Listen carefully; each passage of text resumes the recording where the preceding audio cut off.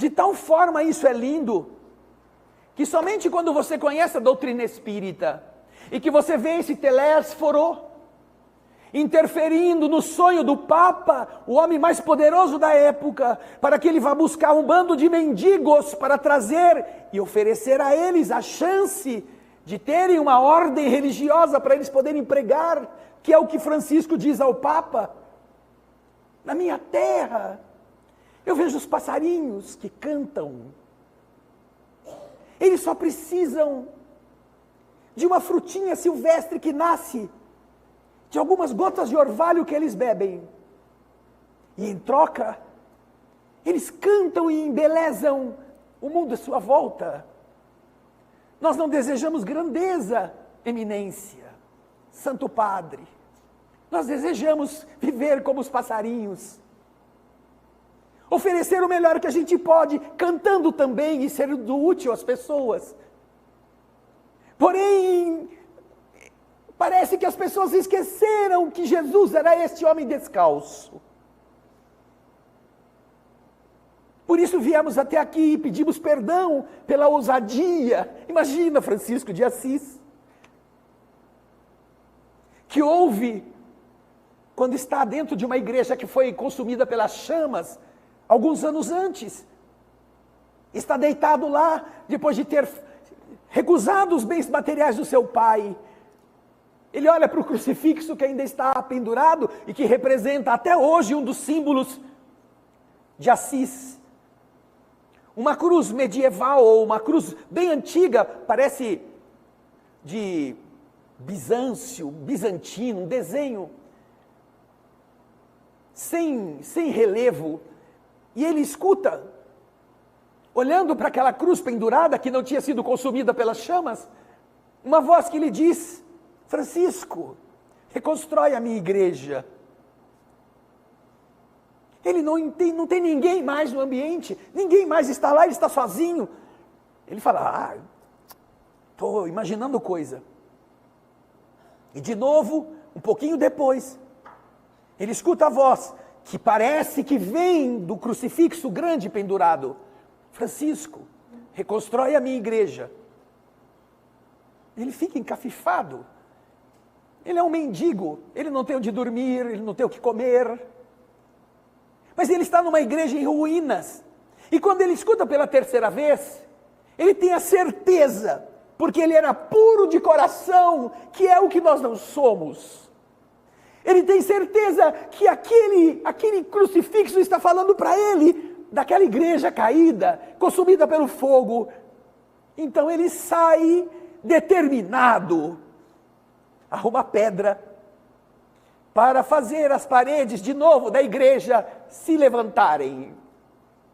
E ele vai pedir pedra, ele vai pedir ajuda, e os seus amigos agora que estão com ele também o ajudam. Então eles começam a reconstruir pedra por pedra as paredes daquela igreja. E quando termina, aquela igreja está de volta. Ele cumpre essa sensação de ter obedecido. E ele acha então que, poxa, então deu certo, eu vou procurar, porque havia muitas igrejas abandonadas em Assis, naquele período. Como também hoje há muita gente que perdeu a fé, que não se preocupa mais com a divindade, e que a igreja virou discoteca, virou bar, virou boteco, na Europa inclusive.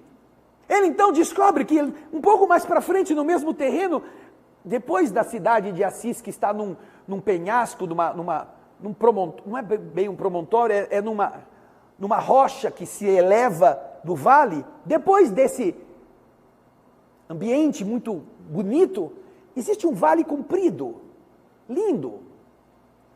E nesse vale havia muitas igrejinhas que foram abandonadas e que estavam caindo. Então Francisco, depois de ter feito a primeira, ficou tão contente de ter agido daquela forma que ele constrói a segunda, reconstrói uma outra que estava caída, de uma outra congregaçãozinha que tinha lá. E eles então começam a ficar felizes que Francisco está fazendo isso. Quando ele termina a terceira igreja, alguma coisa estranha está acontecendo. Porém, para que ele conseguisse as pedras, E o Espírito Miramês nos conta, no seu livro Francisco de Assis. Ele vai pedir, mas ele chega num lugar em Assis, na cidade, em que tem um monte de pedra na frente da casa, que está abandonada lá. É a casa do bispo da igreja. Então ele vai, bate palma lá, ou chama o responsável, e diz, escuta, eu queria que vocês me dessem essas pedras, porque eu estou usando essas pedras para reconstruir uma igrejinha que está abandonada.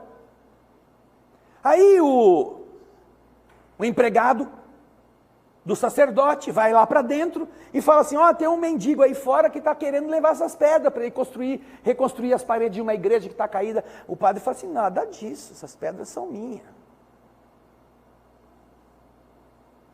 Eu não vou dar essas pedras para ele não, disse se ele quiser eu vendo.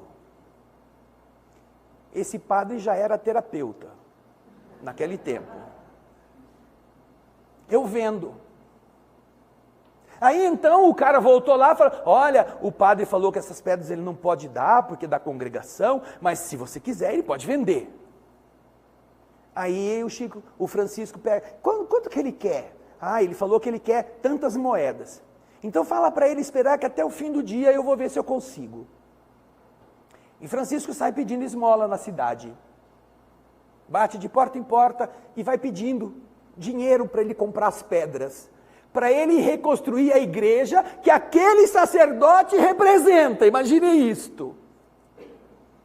Quando ele consegue o punhado de moedas que ele precisava para comprar a pedra, ele volta na casa do padre e diz, olha, eu trouxe aqui para o padre o valor que ele pediu para eu levar as pedras. Posso levar? Pera um pouquinho, levo a bolsinha com as moedinhas lá para o padre conta, eu vou guardar aqui no meio da minha batina, pode dar as pedras para ele agora. Ele e seus amigos então pegam as pedras e transportam lá para o vale. E começam a colocar as pedras no lugar. O padre colocou na sotaina um saquinho de moedas. Anoitece, o padre janta e vai dormir. Então, quando ele vai tirar a roupa, para pôr a roupa de dormir, ele já tinha esquecido da moeda. Não lembrava que tinha lá alguma coisa no bolso da sua batina. Mas quando ele tira a roupa, cai alguma coisa no chão do quarto confortável onde ele dorme. E ele vai ouvir o barulho, ele vê aquele negocinho. No chão, isso aqui deve ser a bolsa. Quando ele tira o lacre de cima, aquele nozinho que fecha o saquinho, ele vira as moedas na sua mão e de verdade ele não vê moedas. Quando caem as moedas na sua mão, ele vê carvão em brasa, que cai na mão dele. Brasa que queima. Quando ele se dá conta que aquilo está queimando a sua mão, que ele joga longe, ele tem isso como uma advertência da divindade.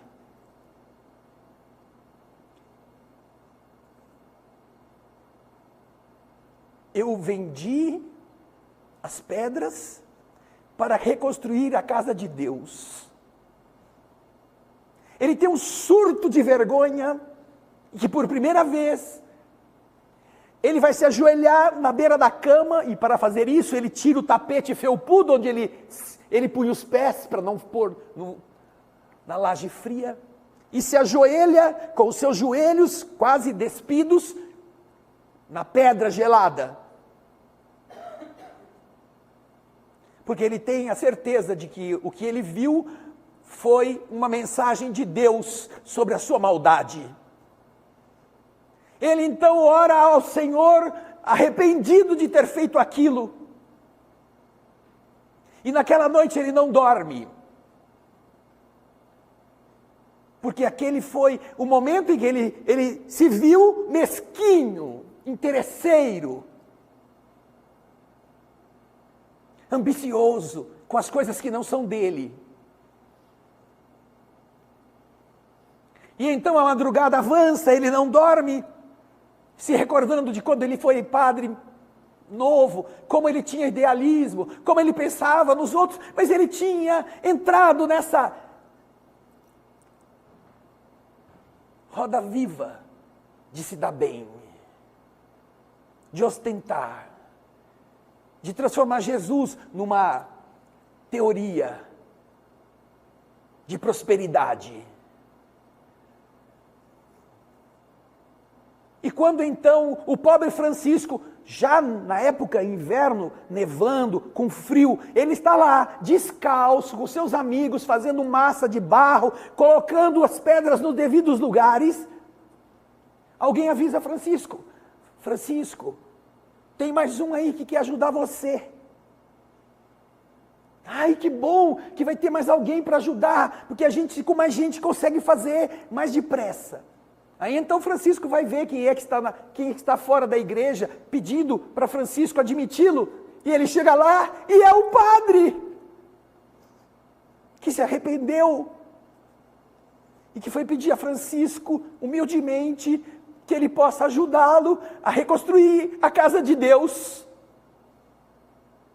como um servo. E quando Francisco pega nas suas mãos, as suas mãos são lisas, são suaves, como se fossem mãos de moça que nunca fez nada.